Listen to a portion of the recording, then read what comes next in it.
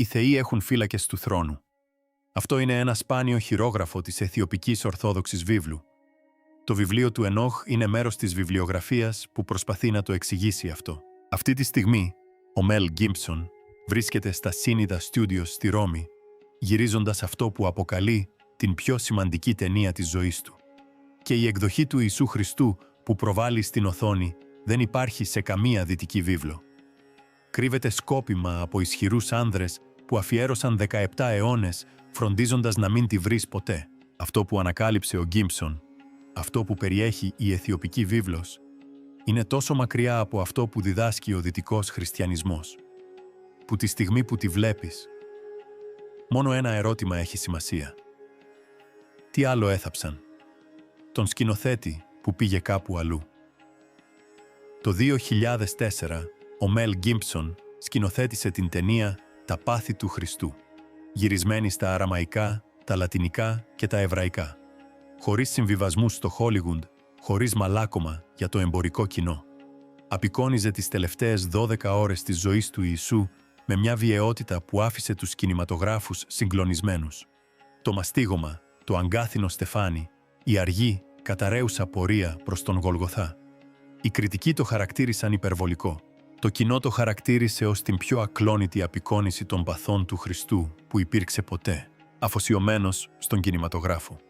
Με μέτριο προϋπολογισμό, κέρδισε πάνω από $600 εκατομμύρια παγκοσμίως, καθιστώντας την ταινία με τα υψηλότερα έσοδα και βαθμολογία R στην αμερικανική ιστορία για σχεδόν 2 δεκαετίες.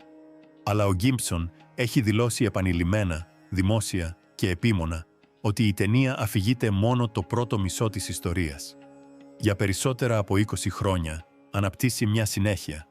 Το αποκαλεί το project που τον στοιχιώνει, κάτι από το οποίο δεν μπορούσε να αποχωριστεί, ακόμα και όταν το Hollywood προσπάθησε να θάψει την καριέρα του.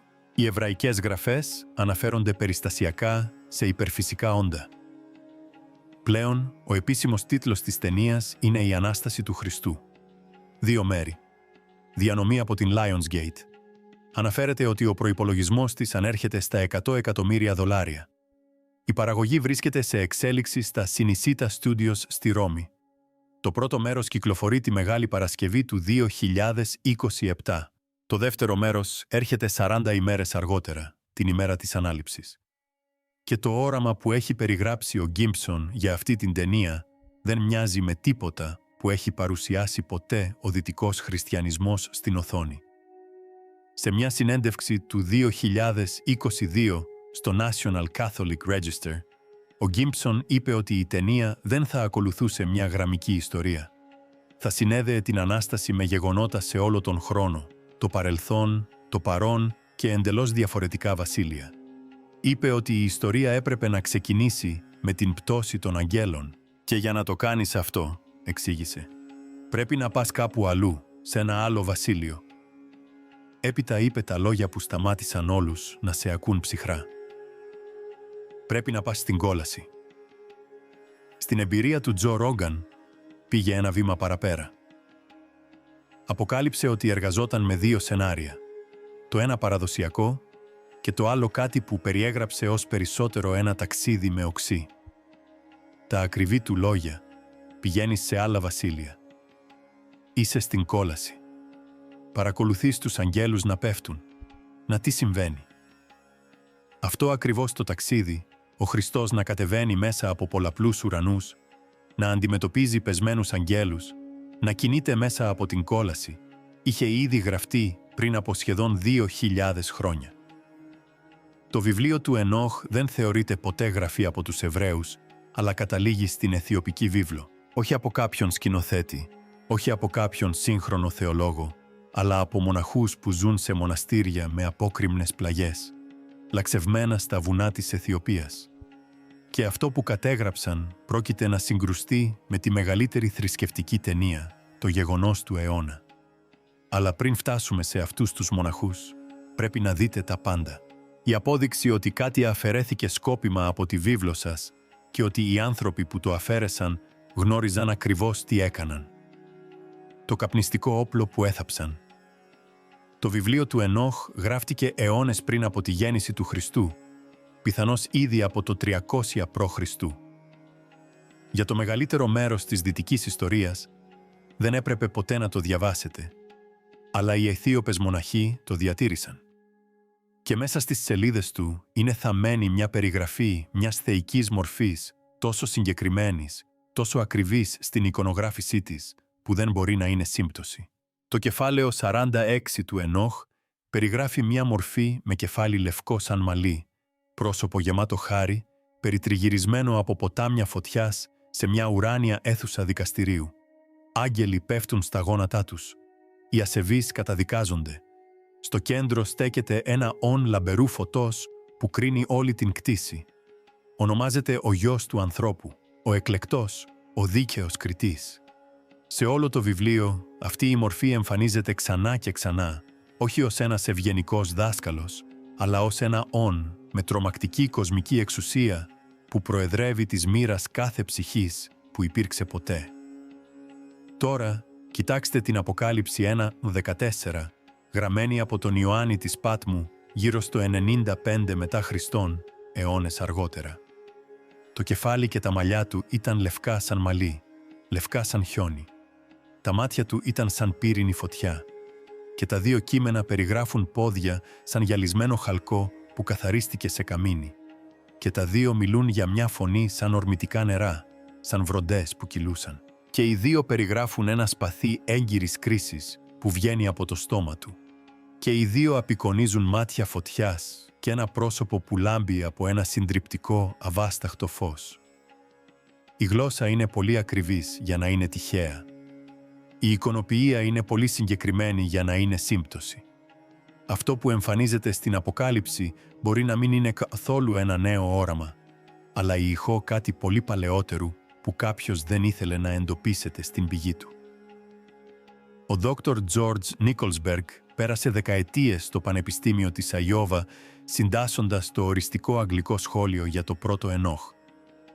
Όταν έβαλε τα δύο κείμενα δίπλα-δίπλα, τον Ενόχ και την Αποκάλυψη, είπε ότι οι παραλληλισμοί ήταν αδιαμφισβήτητοι και ότι το βάρος αυτής της συνειδητοποίησης χρειάστηκε χρόνια για να απορροφηθεί πλήρως. Υποστήριξε ότι ο συγγραφέας της Αποκάλυψης αντλούσε απευθείας από την παράδοση του Ενόχ, δεν εφιούρε κάτι νέο, αλλά αντιχούσε ένα όραμα που ήταν ήδη αρχαίο όταν ο Ιωάννης έγραψε έστω και μια λέξη. Και καταλάβετε αυτό, η επιστολή του Ιούδα, η οποία βρίσκεται στη βίβλο σας αυτή τη στιγμή, παραθέτει απευθείας το βιβλίο του Ενόχ στα εδάφια 14 και 15, σχεδόν λέξη προς λέξη.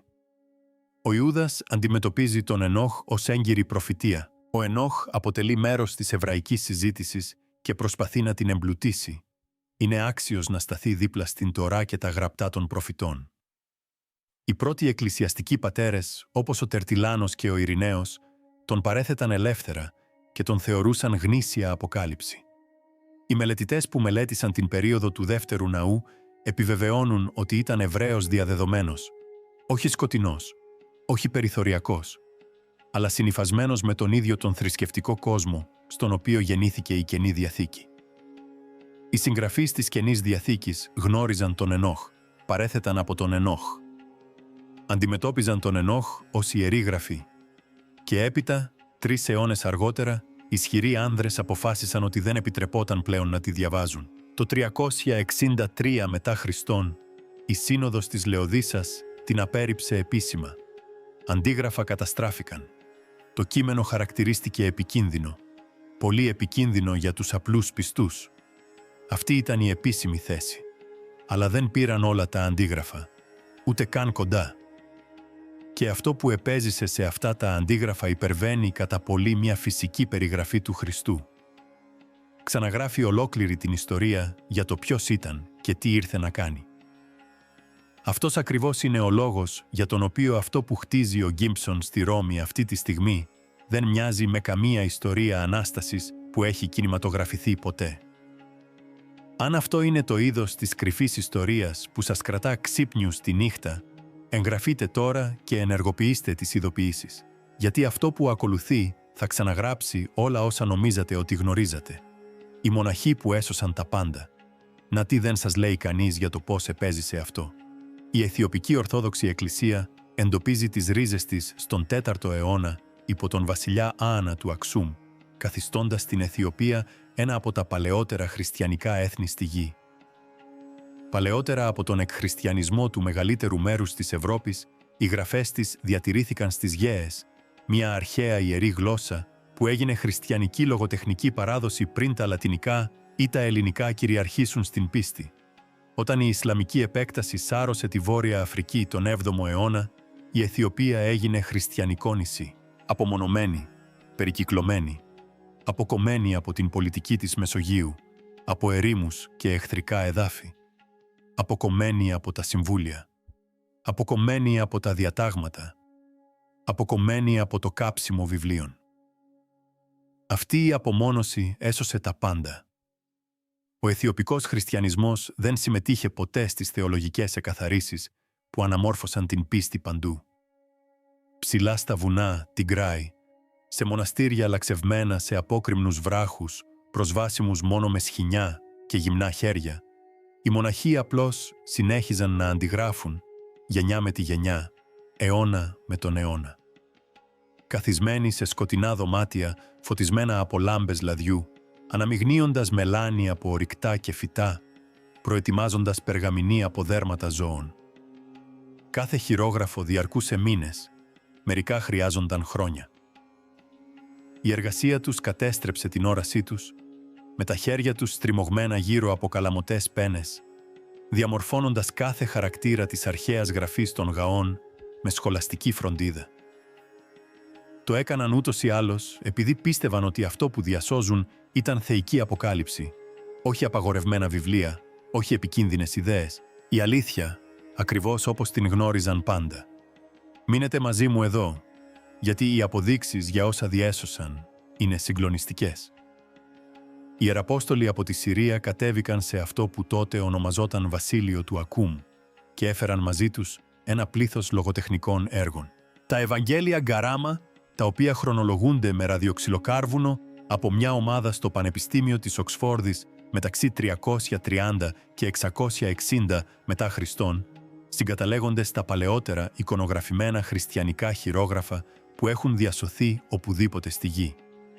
Ο Ζακ Μεριέ, ο Γάλλος ιστορικός τέχνης που βοήθησε να δοθεί διεθνής προσοχή σε αυτά τα χειρόγραφα, περιέγραψε την εμπειρία της πρώτης τους θέασης ως ένα φυσικό σοκ.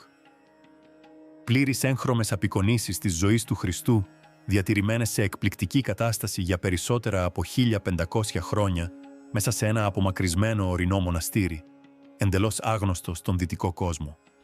Και καταλάβετε, η Αιθιοπική βίβλος περιέχει έως και 88 βιβλία. Συγκρίνεται αυτό με το 66 στην Προτεσταντική βίβλο ή το 73 στην Καθολική έκδοση. Αυτή δεν είναι μια μικρή παραλλαγή. Δεν είναι υποσημείωση. Μιλάμε για ολόκληρα κείμενα. Το βιβλίο του Ενόχ, το βιβλίο των Ιωβιλέων, η ανάληψη του Ισαΐα, τα βιβλία των Μακάμπ, το βιβλίο της Διαθήκης. Ολοκληρωμένες γραφές που δεν βρίσκονται πουθενά αλλού στον κόσμο. Κείμενα που οι πρώτοι χριστιανοί διάβαζαν, παρέθεταν και αντιμετώπιζαν ως ιερά.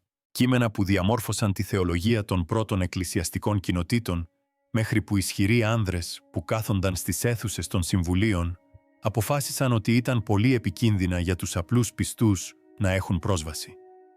Και αυτό που λένε αυτά τα κείμενα για τον Ιησού πρόκειται να αλλάξει όλα όσα νομίζετε ότι γνωρίζετε για Αυτόν. Ξεκινώντας με την εμφάνισή Του και, το πιο σημαντικό, με αυτό που είπε, τον Χριστό που δεν ήθελαν να δείτε. Στη δυτική τέχνη και παράδοση, ο Ιησούς είναι ήρεμος, ευγενικός, παρήγορος, με χλωμό δέρμα, απαλά μάτια, καστανά μαλλιά που ρέουν, ο καλός ποιμένας, ο φίλος των αμαρτωλών, αυτός που γυρίζει και το άλλο μάγουλο. Και αυτές οι ιδιότητες βρίσκονται στην ιστορία. Αλλά δεν αποτελούν ολόκληρη την ιστορία. Τα αιθιοπικά κείμενα αποκαλύπτουν κάτι πίσω από όλα αυτά. Κάτι που ο δυτικός χριστιανισμός αφιέρωσε αιώνες για να το μαλακώσει, να το επεξεργαστεί και σε ορισμένες περιπτώσεις να το σβήσει εντελώς. Στις αιθιοπικές γραφές, ο Χριστός δεν είναι απλώς ευγενικός. Είναι απέραντος, κοσμικός, συντριπτικός, ταυτόχρονα σωτήρας και κριτής, θεραπευτής και πολεμιστής, φως που παρηγορεί και φως που τυφλώνει. Τα μαλλιά του λάμπουν σαν μαλλί που φωτίζεται από τον ήλιο. Τα μάτια του καίγονται σαν φωτιά μέσα σε κρίσταλο. Το πρόσωπό του λάμπει πιο φωτεινά από 1000 ήλιους, ενώ παράλληλα ακτινοβολεί άπειρη γαλήνη. Η φωνή του δεν μιλάει απλώς.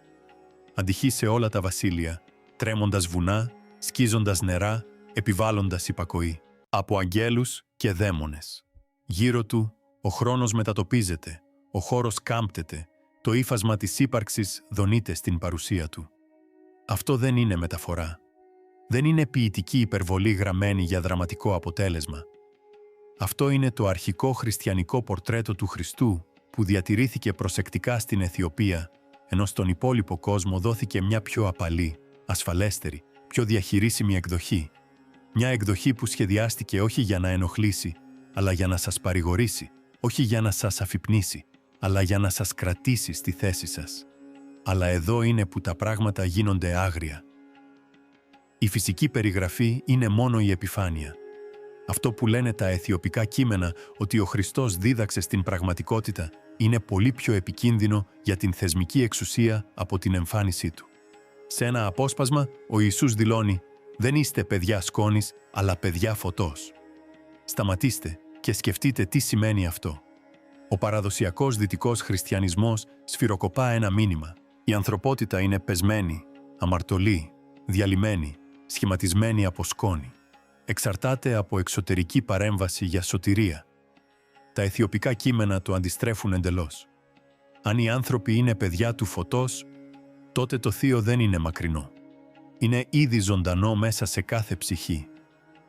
Ο Ενόχ και ιδιαίτερα το αντίγραφο του Ενόχ που υπάρχει στην Αιθιοπική βίβλο και αυτό τέλος πάντων, που στην πραγματικότητα αντανακλά την πρωτότυπη βίβλο, επειδή η Αιθιοπική βίβλος είναι η παλαιότερη. Η σωτηρία δεν είναι ένα δώρο που παρέχεται από ιερείς. Είναι μια αφύπνιση σε αυτό που ήδη υπάρχει μέσα σας.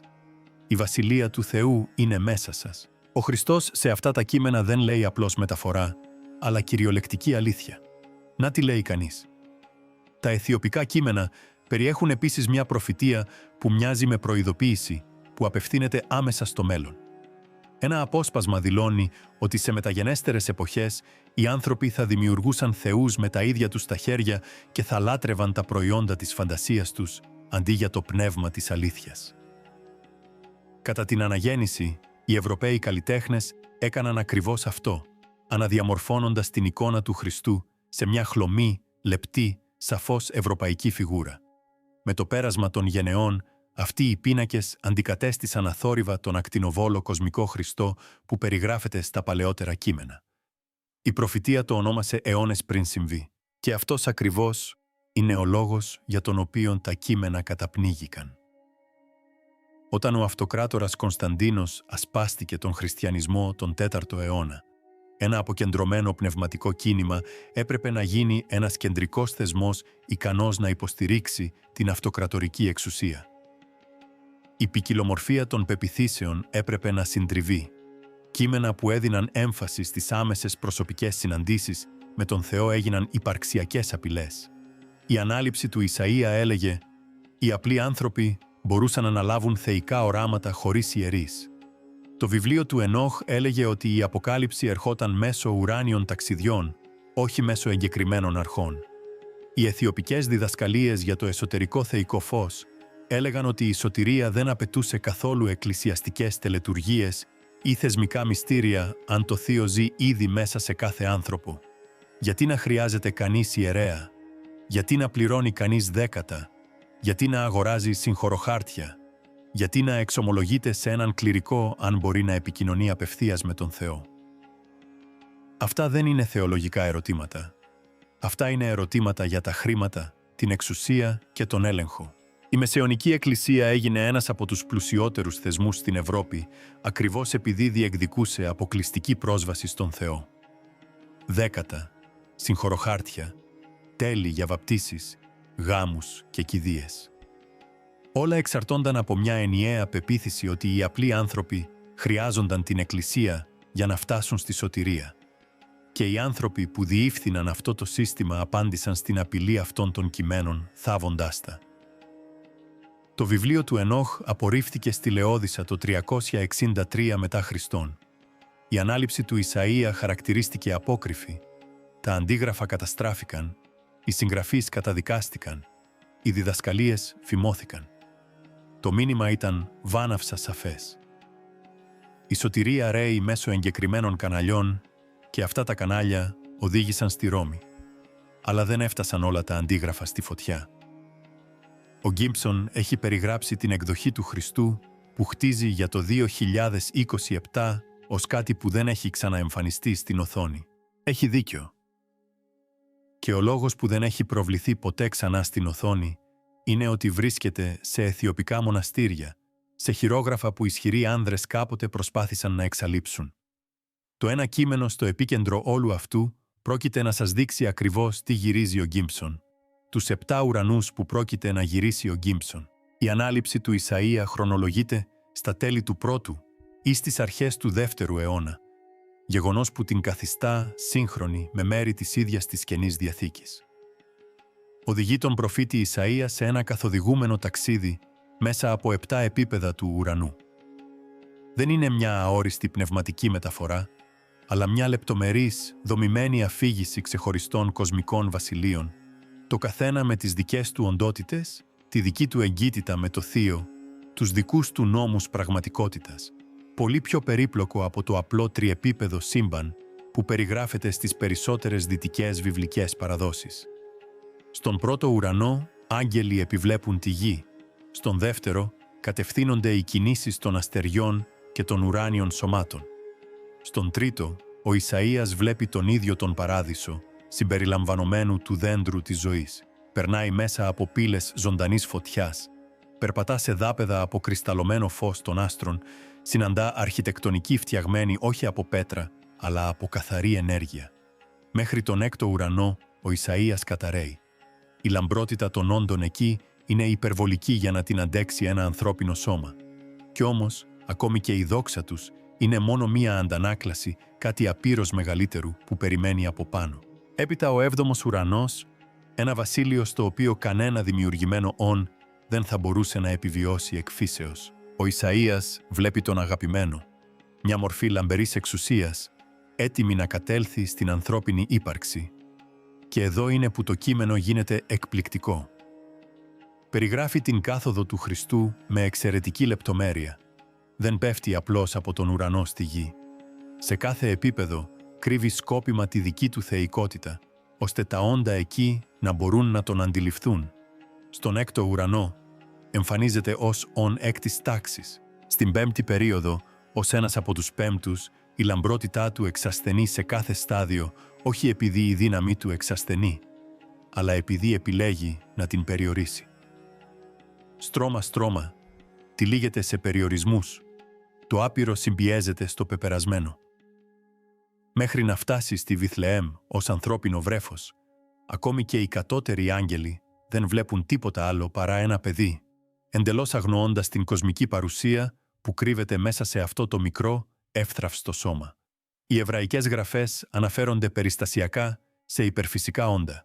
Μόνο ο Θεός Πατέρας και το Πνεύμα αναγνωρίζουν ποιος πραγματικά είναι. Κάθε άλλο όν στη δημιουργία έχει εξαπατηθεί, όχι από κακία, αλλά από την τεράστια κλίμακα της θυσίας του.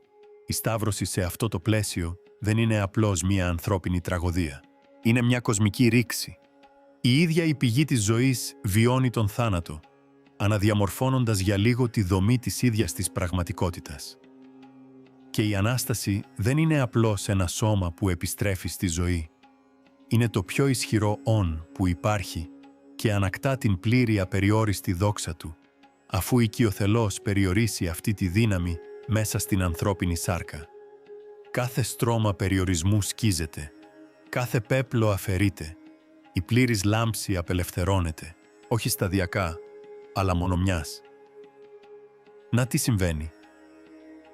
Όταν ο Γκίμψον είπε στον Τζο Ρόγκαν ότι ήθελε να δείξει τον Χριστό να κινείται μέσα από άλλα βασίλεια, να παρακολουθεί τους αγγέλους να πέφτουν, να κατεβαίνουν στην κόλαση, η ανάληψη του Ισαΐα είχε ήδη χαράξει αυτό ακριβώς το μονοπάτι σχεδόν 2.000 χρόνια νωρίτερα. Ο Γκίμψον δεν φαντάζεται κάτι καινούριο. Ανακτά κάτι αρχαίο, κάτι που έχει θαυτεί ειδικά, οπότε δεν θα έκανες ποτέ αυτή τη σύνδεση. Το πρωτότυπο δεν χάθηκε ποτέ. Απλώς περίμενε. Ο ζωντανός λόγος. Αυτό το αρχαίο όραμα δεν είναι κλειδωμένο στο παρελθόν. Στις αιθιοπικές εκκλησίες σήμερα, ο Χριστός είναι γνωστός ως Έξαβαρ, Κύριος του σύμπαντος, μεγαλοπρεπής και ευγενικός, φωτιά και φως, δύναμη και συμπόνια. Οι αιθιοπικές εικόνες τον απεικονίζουν με σκούρο δέρμα και βαθιά διεισδυτικά μάτια, περιτριγυρισμένο από λαμπερά χρυσά φωτοστέφανα, πλήρως ανθρώπινο και αναμφισβήτητα κοσμικό ταυτόχρονα. Στη δυτική παράδοση, ο Ιησούς προσφέρει πρώτα παρηγοριά. Στο αιθιοπικό όραμα το δέος έρχεται πρώτο. Αναγνωρίζετε το μέγεθος αυτού που στέκεται μπροστά σας. Έπειτα έρχεται η παρηγοριά. Και καταλάβετε αυτό, μέσα στα αιθιοπικά χειρόγραφα, τα θαύματα του Χριστού δεν είναι πράξεις καλοσύνης. Είναι αποκαταστάσεις της κοσμικής τάξης. Όταν κλέβει την καταιγίδα, ο άνεμος αναγνωρίζει τον δημιουργό της και σωπαίνει. Όταν περπατάει πάνω στο νερό, το νερό θυμάται τη φωνή που την κάλεσε σε ύπαρξη και τον ανυψώνει με σεβασμό. Όταν θεραπεύει τους αρρώστους, δεν θεραπεύει συμπτώματα. Αποκαθιστά τη ζημιά που προκάλεσε η δημιουργία στον αρχικό θεϊκό της σχεδιασμό. Όταν ανασταίνει τους νεκρούς, δεν κάνει μαγεία. Δίνει εντολή στην ίδια τη ζωή να επιστρέψει εκεί που ανήκει. Κάθε θαύμα είναι μια υπενθύμηση ότι ολόκληρο το σύμπαν χτίστηκε με τον λόγο του και εξακολουθεί να ανταποκρίνεται στη φωνή του. Ο Χριστός περιγράφεται ως ο ζωντανός λόγος, η δόνηση μέσω της οποίας υπάρχει η ίδια η πραγματικότητα. Το φως, ο ήχος, η ύλη και η ζωή ρέουν μέσα από Αυτόν, συντηρούμενα από την παρουσία Του από στιγμή σε στιγμή. Μια έννοια που γράφτηκε πριν από σχεδόν 2.000 χρόνια και ακούγεται εντυπωσιακά κοντά στη σύγχρονη φυσική, περιγράφοντας την πραγματικότητα ως ενέργεια, συχνότητα και δόνηση. Αν αυτή η λέξη αποσυρώταν ποτέ, η δημιουργία δεν θα κατέρρεε, δεν θα αποσυντίθετο. Απλώς θα έπαβε να υπάρχει αμέσως. Δόκτωρ, ο Χέιλι πέρασε δεκαετίες καταγράφοντας τα κείμενα του Γκάγια στο Μουσείο και Βιβλιοθήκη Χειρογράφων Χιλ στη Μινεσότα. Και είπε ότι το πιο δύσκολο κομμάτι της καριέρας του ήταν να πείσει τους δυτικούς μελετητές ότι αυτά δεν ήταν αξιοπερίεργα ή περιφερειακές υποσημειώσεις. Ήταν θεμελιώδη χριστιανικά έγγραφα που η Δύση απλώς επέλεξε να ξεχάσει. Είχε δίκιο. Οι σύγχρονες ομάδες ψηφιοποίησης επιβεβαιώνουν τώρα ακριβώς αυτό που υποστήριξε. Τα Ευαγγέλια της Γέρμα αποκαλύπτουν μία παράδοση παραγωγής εικονογραφημένων χειρογράφων στο βασίλειο της Αξόμης, κατά την ύστερη αρχαιότητα που ανταγωνίζεται οτιδήποτε παράγεται στην Ευρώπη. Σε μια εποχή που μεγάλο μέρος της Ηπείρου δεν είχε τα μέσα να δημιουργήσει κάτι συγκρίσιμο, οι ιστορικοί αναγκάζονται να επανεξετάσουν πού άκμασαν στην πραγματικότητα οι πιο προηγμένες χριστιανικές πνευματικές παραδόσεις κατά την πρώτη χιλιετία. Μείνετε μαζί μου εδώ, γιατί εδώ συγκλίνουν η ταινία του Γκίμψον και η αιθιοπική παράδοση με τρόπο που δεν μπορεί να αγνοηθεί. Ο ευγενικός Ιησούς της αναγεννησιακής τέχνης ήταν πάντα μία αναθεώρηση. Ο φλεγόμενος Χριστός του Ενόχ, ο κοσμικός απόγονος του Ισαΐα, ο ζωντανός λόγος που κρατά την πραγματικότητα ενωμένη. Αυτό ήταν το πρωτότυπο. Και για 17 αιώνες, δισεκατομμύρια άνθρωποι δεν γνώριζαν ποτέ την ύπαρξή του, τη σύγκληση. Ο Γκίμψον ανέκαθεν περιέγραφε τις γραφές ως επαληθεύσιμη ιστορία. Αποκαλείται ανοιχτά βαθιά χριστιανός. Λέει ότι εμπιστεύεται απόλυτα τη βίβλο.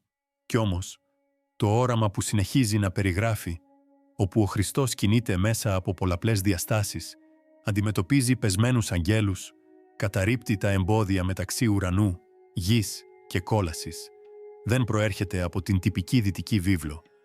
Προέρχεται από την αιθιοπική. Είτε ο Γκίμψον αντλούσε απευθείας από αιθιοπικές πηγές, είτε κατέληξε στα ίδια συμπεράσματα μέσω της δικής του βαθιάς εμβάθυνσης στις γραφές, η σύγκληση είναι αναμφισβήτητη. Αν η ταινία του παραμείνει πιστή στο όραμα που έχει περιγράψει, το κοινό του 2027 δεν θα συναντήσει τον γνώριμο δυτικό Ιησού. Θα συναντήσει έναν Χριστό πιο κοντά στην αιθιοπική παράδοση από οτιδήποτε έχει βάλει ποτέ ο χριστιανισμός σε μια οθόνη. Ένα «ον» με κοσμική φωτιά και απεριόριστη εξουσία που επέλεξε να κρυφτεί μέσα σε ανθρώπινη σάρκα, να πεθάνει σε έναν σταυρό και στη συνέχεια να εκραγεί ξανά σε πλήρη θεϊκή λάμψη, αναδιαμορφώνοντας την ίδια την πραγματικότητα στη διαδικασία. Οι μοναχοί που διατήρησαν αυτό το όραμα δεν γνώριζαν ποτέ ότι ένας σκηνοθέτης του Χόλιγουντ θα επαναλάμβανε μια μέρα τα λόγια τους. Ποτέ δεν φαντάζονταν ότι οι μελετητές θα ανακάλυπταν ξανά τα χειρόγραφά τους και ο κόσμος θα άρχιζε να ακούει. Απλώς αντέγραφαν, προσευχόντουσαν, εμπιστεύονταν. Για 17 αιώνες κράτησαν τη γραμμή. Ανώνυμοι άνδρες σε σκοτεινά δωμάτια φύλαγαν μια εκδοχή του Χριστού που ο πιο ισχυρός θεσμός στη γη είχε προσπαθήσει να σβήσει, προστατεύοντας κάτι που πίστευαν ότι ο κόσμος θα χρειαζόταν μία μέρα. Και τώρα, επιτέλους, η ιστορία τους πρόκειται να φτάσει στον κόσμο. Αν μια εκδοχή του Χριστού μπορούσε να θαυτεί τόσο ολοκληρωτικά ώστε δισεκατομμύρια να μην γνωρίζουν ποτέ την ύπαρξή του, ποια άλλα κείμενα βρίσκονται αυτή τη στιγμή στα μοναστήρια του Κλήφας, περιμένοντας να ανοιχτούν? Αφήστε την απάντησή σας στα σχόλια παρακάτω. Και αν θέλετε να είστε εδώ όταν ανοίξουμε την επόμενη απαγορευμένη γραφή, εγγραφείτε τώρα και ενεργοποιήστε τις ειδοποιήσεις, επειδή υπάρχουν βιβλία σε αυτά τα μοναστήρια που κάνουν το βιβλίο του Ενόχ να μοιάζει με προθέρμανση. Και μόλις ξεκινάμε,